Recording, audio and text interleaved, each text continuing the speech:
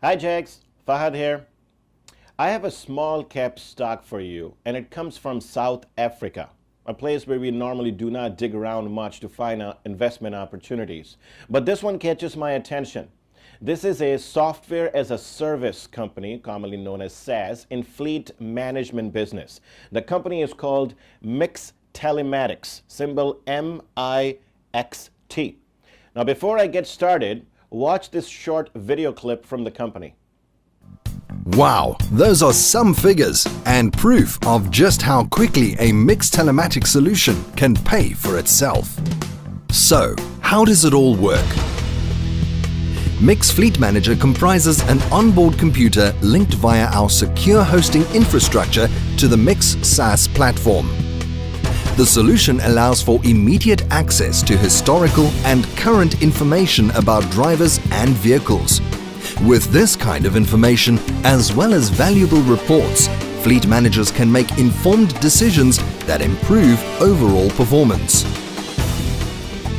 With in-cab accessories like Mix Rovi, Mix Vision and the Rebus display, there's even more potential to track, monitor and manage your fleet's performance.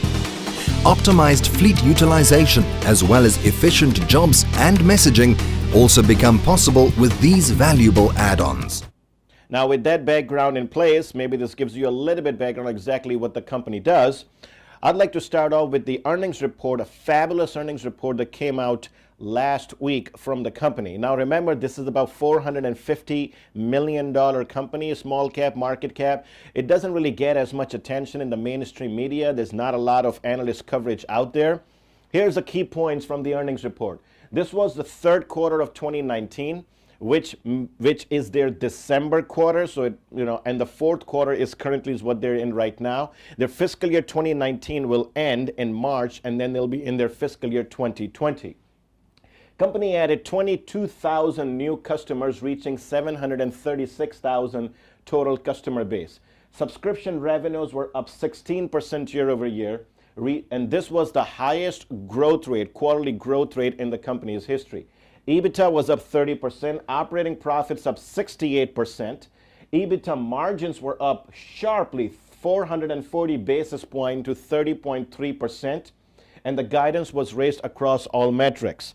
You know, when it comes to SaaS companies, there's a common saying out there, I don't know if you've heard this or not, but it goes that whenever you can find a SaaS in which the growth rate on top line revenues plus the margins total together are above 40% consistently each quarter, you have a winner. The company essentially is able to show that it has pricing power in its business, and at the same time it is able to continue to grow the top line revenues. So take a look at this particular chart. This comes from a presentation that the company gave in its analyst day in December. What you will notice over here in that 2 years ago, the company quarterly annual run rate revenue run rate was about $21 million, and it has gradually expanded in the most recent quarter to $30 million each quarter. So pretty sharp 50% increase over the course of 2 years in the revenue run rate. But most importantly, this has come with healthy increase in EBITDA margins. 2 years ago, the company was doing only 18% EBITDA margins, and now it's doing 30.8% according to last quarter. In its guidance, company said that they will see another quarter, this particular quarter that we are in right now, will see another between 29 and 30% EBITDA margin, and from there they still see continuously further expansion from here. What the most important part from here is not just the absolute numbers with the revenues and the margins both improving for the last 2 years, but it essentially shows that this is a scalable business model. Put it simply, there is no better thing for a business when it can actually grow its revenues while keeping its fixed costs under control, and as a result helping to boost the overall EBITDA margin. And that's essentially what is showing over here. One of the most important things that stood out in the earnings report was the customer growth of large fleet orders. Now here you will see the company said that it was up 31% year over year. But I want to point this chart right over here with the customers that are with greater than 500 vehicles. Now you will notice in 2016, 2017, and 2018, the total growth was essentially it was gradually increasing, but it was largely flattish to slightly up. For fiscal year 2019, company is expecting a sharp increase in the number of customers that will be signing up for subscription plans that have more than 500 vehicles in their platform.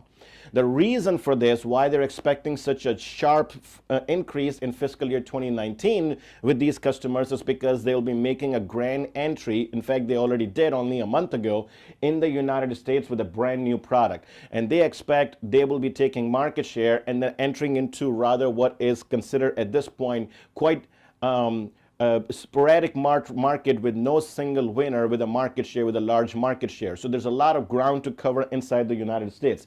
They have already shown quite a bit of success following the exact same business model when they entered into some of the other countries. So here is a quote that I would like to point out from the earnings report, straight comments from the CEO. We won a contract with bpost, the leading Belgian postal service, to deploy our premium fleet telematics solutions on more than 1,000 vehicles. You can see this is where this uptick is coming from. This is a Belgian example. Another one, a leading diversified agribusiness in South Africa chose MIX with our fleet solutions as a preferred telematic provider across 600 vehicles.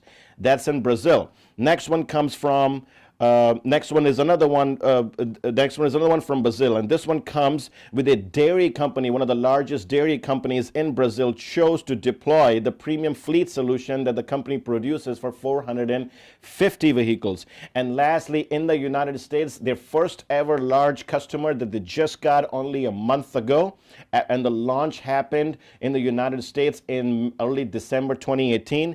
The company is an energy company called Line Star Integrity Services, which is a US-based energy solutions company which now uses mixed ELD solutions to improve safety, compliance, and efficiency fleet. Just a few examples, few large wins in just the last couple of weeks, which is why they believe the momentum will continue as they enter in the US, and you're going to see a hyper growth rate with these customers with over 500 vehicles in 2019.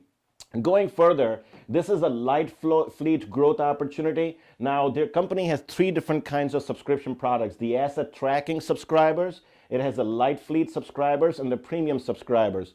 In these two charts, there's a particular element here that stands out. Notice from fiscal year 2013 to 2017, growth rate was slightly flattish to moderately increasing, but there was a sharp jump of almost 24% year over year, going from low single-digit percentage growth to sharp 24% growth in the light fleet subscribers. Similarly, in the premium subscribers category, for the last 3 years, the growth rate was rather stable, flattish, but then in 2018, there was a large 11% increase in the premium subscription category.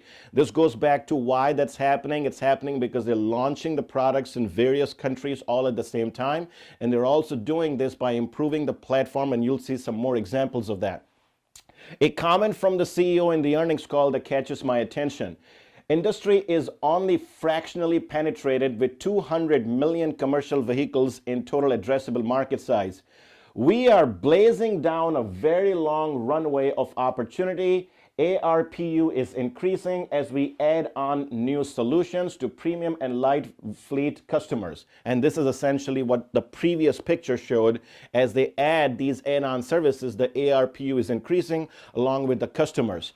Here is a beautiful picture that comes from around, just a snapshot of where they have the largest presence. And you can assume naturally with the company based in South Africa, they have a significant presence over there, all of Africa, a lot of Europe, and the Middle East. But look over here in the United States. Company doesn't really have a lot of presence. In fact, they have only 2 field offices in the United States. That's because they did not enter the US market until December 2018, less than 2 months ago. Now, When they entered December 2018 in the United States market, they announced a new product called Mix Now. This is specifically just for the US market. And this is what this product looks like. A simple platform, a fleet management solution, a SaaS service that connects seamlessly to your apps and whatnot. And then it shows e-commerce enabled online subscription management, driver. You can track driver and vehicle performances. You can track intuitive user face. Using the intuitive user face, you can track the common platform problems, including fuel efficiencies, including routes, and all kinds of things. This product was launched, a simple plug and play kind of fleet management solution called Mix Now in December 2018 in the United States. There's a comment that comes in the earnings call, and this is straight from the CEO as well. Now remember, this product has been out in the US for 2 months, but the CEO says, I'm pleased to report that we have already signed up several customers. As a reminder, there are 12 million service fleet vehicles in the US, in the United States alone, that are addressable with the Mix Now, and this represents an incremental annual market opportunity of around $5 billion. Now keep in mind, the company has an annualized run rate currently of about, if you do the math, with about 16% increase year over year, you'll probably come to about $170, $180 million in annual revenue. The company is now going to start addressing a market opportunity in the US that is about $5 billion. There was a question that was asked by the analyst from Raymond James in the earnings call. The response to this question caught my attention. This was about this particular product that was launched in the US. We have certainly pretty much baked in all of the costs, but no revenue upside from Mix Now. It's telling you exactly what the financial statement conditions currently presently looks like. All costs have already been built into projections that they provided last week, but no revenue upside has been built into this guidance. And it goes on to say, we see it being a potentially one of our rocket engines in 2021. Talking about United States over here with 12 million vehicles, $5 billion opportunity. The key here is that from a financial perspective, company will finish its fiscal year 2019 at the end of March. That's when the 2020 fiscal year for the company will begin. In 2020, they are saying they will start to see some upside, but then they're classifying it at 2021 as a rocket engine year for 2021, which means that's when the adoption rate will go in a hyper growth mode in the United States. But at this particular time, when they're providing the long-term financial projections, they're building all the costs associated with the field offices, with hiring employees and so on in the US, but they are not building anything in the revenue projections, regarding the revenue projections from the United States. And that's the message over here. When you're looking at this company, I think it will continue to surprise to the upside because these are simply not built into consensus view yet. Another two final thoughts on the company. There was a news out a couple weeks ago that in Europe, which is where the telematics services are largely controlled by a company called TomTom. TomTom has decided to exit the market in Europe for various reasons or whatnot. This is leaving yet another opportunity for MIXT to gain more market share in Europe, even though it already has quite a bit of presence in Europe. In the US, if we do a simple math around it, just a rough back of the napkin style kind of a math, in the US, if they're able to get only 1% market share of the commercial fleet, it equates to $43 million in annualized revenues, which is approximately 34% upside to the current consensus view, and it's not baked into consensus estimates yet. It just goes to show the kind of opportunity company has in front of it right now. Here's a great link. You can save this. You can go to this link. This is the full presentation the company gave. It's a nice 48-slide deck PowerPoint presentation. The company gave that at the Analyst Day in December. Nice read-through of a lot of slides about what's going on in the business and so on. Last point, coming down to technicals. This is a beautiful long-term weekly trend. This is 2017, this is 2018, and here we are in 2019. This is attempting to finally starting to break out. It has come up to this resistance on the weekly scale multiple times, and it is sort of just like backed away. These last two spikes that you see, the one that came in October and then one that came last week, these massive spikes were on very, very heavy volume. But the pullback, the midpoints, the pullbacks the stock has seen have been on lighter volume. With the growth rate accelerating and the new product launches coming in the United States and potential more market share gains in Europe, I believe this will eventually set up for a breakout through $18.50. And I think this will get to 20s, in the mid 20s over time, possibly all the way up to $30 per share. If it starts to get some analyst coverage, it's sort of off the radar, not many coverage that's out there right now. And you'll see forward earnings estimates essentially will go higher, along with valuation estimates and the multiples for the company. That's it from me. Next time,